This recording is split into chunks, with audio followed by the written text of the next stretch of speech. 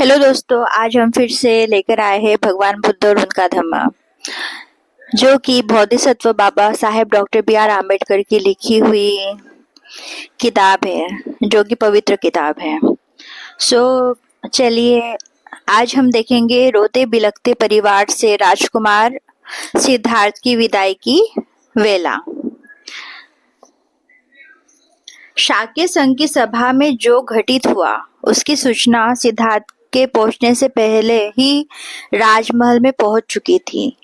घर पहुंचने पर उन्होंने देखा तो पिता शुद्धोधन, मौसी महाप्रजापति, पत्नी यशोधरा और अन्य परिजन रोने बिलखने लगे। दुख में डूबे पिता शुद्धोधन ने कहा, पुत्र सिद्धार्थ, हम युद्ध के कारण बर्बादी के बारे में अच्छी तरह जानते हैं, लेकिन मैंने कभी इसकी कल्पना भी नहीं की थी कि तुम इतना कठोर निर्णय ले लोगे। सिद्धार्थ ने विनम्रता से उत्तर दिया, ऐसा तो मैंने भी नहीं सोचा था कि हालत यहाँ तक पहुंच जाएंगे। मुझे उम्मीद थी कि शाक्य राज के हित में मेरे तर्कों से राज्य संघ राजी हो जाएगा, लेकिन दुर्भाग्य से सेना के अधिकारियों ने लोगों को इतना अधिक उकसा दिया कि मेरी बातों का उन पर कोई असर नहीं पड़ा। लेकिन मैं आशा करता हूँ कि आपने अनुभव किया होगा कि मैंने कैसे हालत को अधिक बिगड़ने से बचा लिया।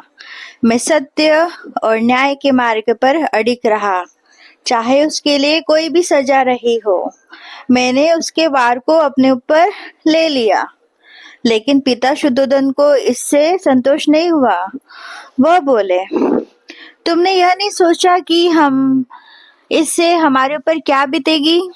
सिद्धार्थ ने उत्तर दिया, लेकिन इसी कारण तो मैंने प्रविज्ञा लेना स्वीकार किया है। आप सोचिए, यदि शाक्यों ने आपके सारे खेत जब्त करने के आदेश दे दिए होते तो इसके कितने दुखदायी परिणाम होते। लेकिन तुम्हारे बिना हमारे लिए खेतों का क्या लाभ है? दुख व चिंता से भरे हुए राजा शुद्धोधन बोले, सारा परिवार ही शाक्य गणराज्य का परित्याग कर तुम्हारे साथ देश छोड़कर क्यों नहीं चल दे? हम सभी साथ रहेंगे तो अच्छा रहेगा। प्रजापति गौतमी भी दुख के मारे बिलखते हुए बोली, पुत्र सिद्धार्थ, मैं भी यही कहती हूँ कि तुम हम सबको छोड़कर अकेले कैसे जा सकते हो? सिद्धार्थ ने धीरज बनवाते हुए कहा, माँ, आपने तो हमेशा हमें यही शिक्षा दी है कि साहस और वीरता तो क्षत्रिय योद्धा की पहचान है। आप एक क्षत्रिय की माँ है। इस समय आपको वीर होना चाहिए। इस तरह दुखी होना ठीक नहीं है। यदि मैं युद्ध भूमि में गया होता और वहां मारा जाता तो तुम क्या करती? क्या तब भी आप इसी तरह दुखी होती? माता गौतमी बोली, नहीं, वैसा एक क्षत्रिय के योग्य ही होता। लेकिन अब तुम हम लोगों से दूर जंगल में हिंसक जानवरों व अन्य कठिनाइयों के बीच रहने जा रहे हो। ऐसे में हम यहाँ सुखी कैसे रह सकते हैं? इसलिए मैं कहता हूँ कि तुम हमें भी अपने साथ ले चलो। सिद्धार्थ ने माता गौतमी को समझाया, माँ, इस समय आपको साथ ले चलना संभव नहीं है। नंद अभी बच्चा ही है। मेरे पुत्र राहुल का जन्म भी अभी ही हुआ है। ऐसी स्थिति में इन सबको छोड़कर आपका मेरे साथ चलना कैसे संभव है?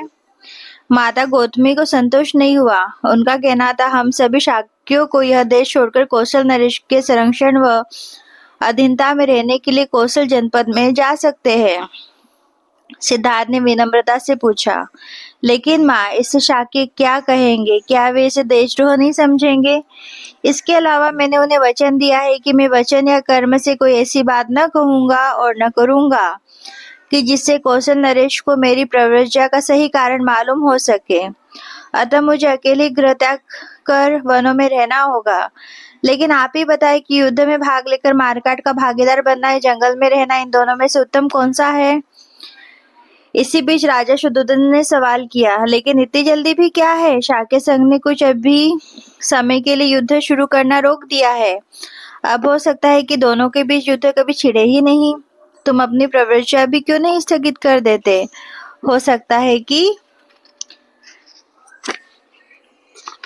तुम्हारे यही रहने से शाक्य संघ भी बाद में इसकी अनुमति दे देवे। सिद्धार्थ को ऐसा करना उचित नहीं लगा, इसलिए उन्होंने कहा, क्योंकि मैंने गृह त्याग का वचन दिया है, इसलिए शाक्य संघ ने शाक्यों ने फिलहाल युद्ध का फैसला रोक दिया है। यह भी हो सकता है कि मेरे प्रविज्ञा लेने के बाद शाक के संग युद्ध की घोषणा वापस ले ले, लेकिन यह सारा मेरे प्रविज्ञा ग्रहण करने पर निर्भर करता है। मैंने वचन दिया है, अतः इसे जरूर पूरा करना चाहिए। इसे तोड़ने के परिणाम हमारे लिए और शांति चाहने वाले युद्ध विरोधियों दोनों के लिए गंभीर हो सकते हैं। माँ, मैंने जो मार्ग चुना है अब उसे रोकने से कोई लाभ नहीं। आप मुझे आज्ञा और अपना आशीर्वाद दो। यह जो कुछ हो रहा है अच्छे के लिए ही हो रहा है। सिद्धार्थ का अटल निर्णय सुनकर दुखी व निराश प्रजापति गौतमी और राजा शुद्धोधन आगे कुछ नहीं बोले। थोड़ी देर बाद वे सिद्धार्थ व यशोधरा के कक्ष में गए। उन्हें समझ में नहीं आ रहा था कि यशोधरा को वे क्या और कैसे कहे। सिद्धार्थ अपने कक्ष में खड़े हो गए। यशोधरा भी अपना मौन तोड़ते हुए बोली, कपुल वस्तु में शाक्य संघ की सभा में जो कुछ भी हुआ वह मैं सब सुन चुकी हूँ। सिद्धार्थ ने पूछा, यशोधरा, मेरे प्रव्रजित होने के फैसले पर तुम क्या सोचती हो? अपने चित्त को शांत, स्थिर और भावनाओं पर पूरी तरह से संयम रखते हुए यशोधरा ने उत्तर दिया, यदि मैं आपकी जगह होती तो मैं भी यही फैसला करती। मैं भी इस युद्ध के खिलाफ ही होती, पक्ष में कतई नहीं। अतः आपका फैसला सही है। शाक्य राज्य के हित में, मानवता के हित में है। मेरी भी आपके साथ चलने की प्रबल इच्छा है, लेकिन पुत्र राहुल अभी बहुत छोटा है, उसका पालन पोषण करना है। अच्छा होता शाक्य संघ आपकी तर्कपूर्ण व हितकारी बातों को समझकर निर्णय करता, लेकिन ऐसा नहीं हो पाया। अब जो भी संकट सामने आया है उसका धैर्य, शांति व साहस से सामना करना है। आप अपने माता पिता और पुत्र की बिल्कुल चिंता मत करना। मैं जब तक जीऊंगी उनकी पूरी देखभाल करूंगी।